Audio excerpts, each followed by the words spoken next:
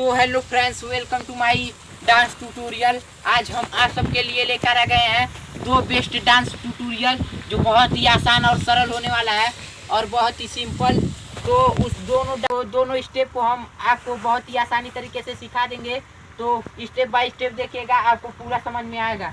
तो जो हमारा पहला स्टेप है दोस्तों, ये वाला है। देखिए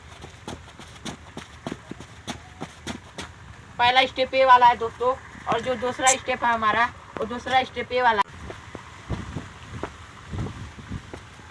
तो इसी दोनों स्टेप को हम आप सबको सिखाने वाले हैं स्टेप बाय स्टेप। तो वीडियो को अंत तक देखिएगा, पूरा समझ में आएगा।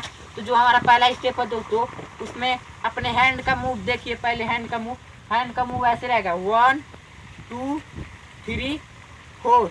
ये देखिए 1 2 3 4। एक बार ऐसे होगा, फिर ऐसे गोला आकार बनाएंगे, ऐसे 2। ये देखिए 1 2 3 4, 1 2 3 4। और पैर का मूवमेंट जो है दोस्तों ऐसे रहेगा, 1 2 3 4, 1 2 3 4। तो देखिए हम दोनों को एक साथ मिलाकर करते हैं, 1 2 3 4, 1 2 3 4। तो उम्मीद करते हैं आपको पहला स्टेप समझ में आया होगा दोस्तों। तो जो हमारा दूसरा स्टेप है,